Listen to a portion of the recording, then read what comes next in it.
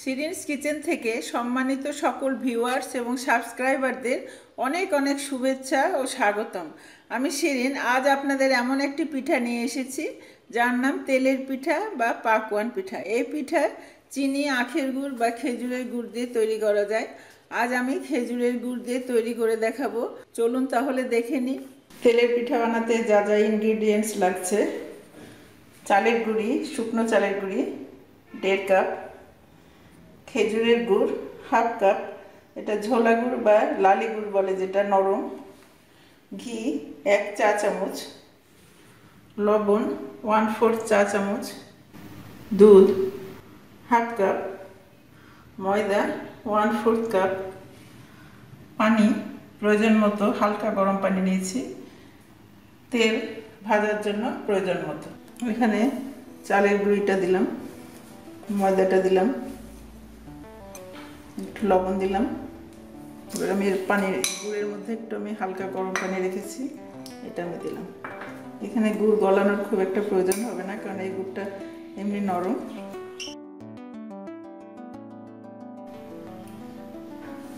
এর মধ্যে আমি দুধটা দিয়ে দিলাম,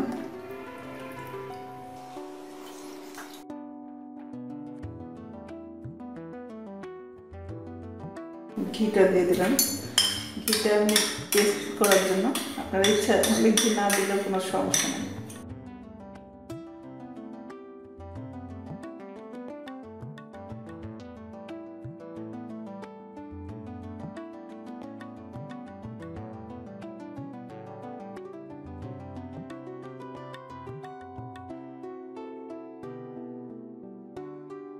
কিছুক্ষণ নাড়বো, নেড়ে আমি পানি দেব আর একটু।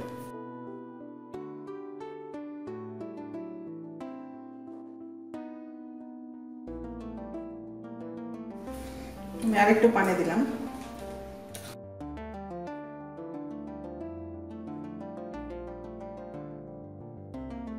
মিশ্রণটা কোনো সময় পাতলা হবে না, পাতলা হলে পিঠা উঠবে না। মোটামুটি ঘন হতে হবে, বেশি ঘন হওয়া যাবে না, আবার বেশি পাতলা হওয়া যাবে না। এটা একটা সমস্যা হয় এই পিঠা উঠাতে। আর একটা বেশি হচ্ছে গুড় দিলে, বেশি গুড় দিলে পিঠা ভালো হয় না।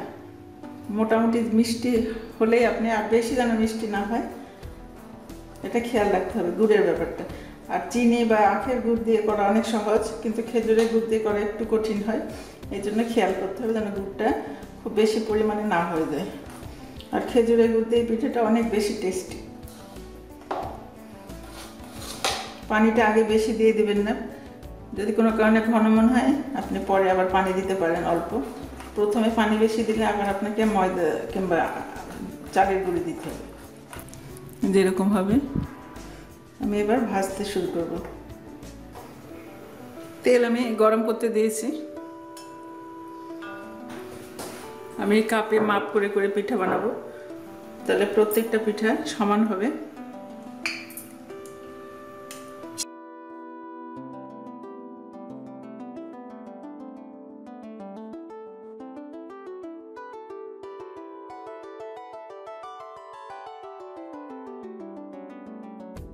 কাঠি, শাসলিকের কাঠি দিয়ে নাড়লে পরে সুবিধা হয়, পিঠা বেশি ভাঙার ভয় থাকে না।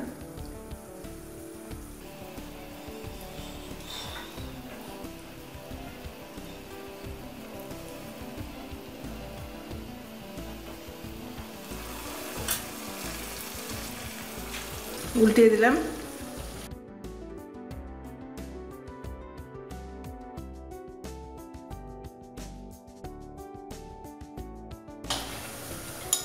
একবার উল্টাই দিলাম।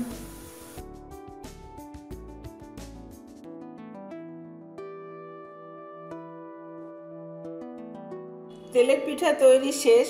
আপনাদের ভালো লেগে থাকলে আমার আরও রেসিপি পেতে সাবস্ক্রাইব করে সঙ্গে থাকবেন। সবাই ভালো থাকেন, ধন্যবাদ।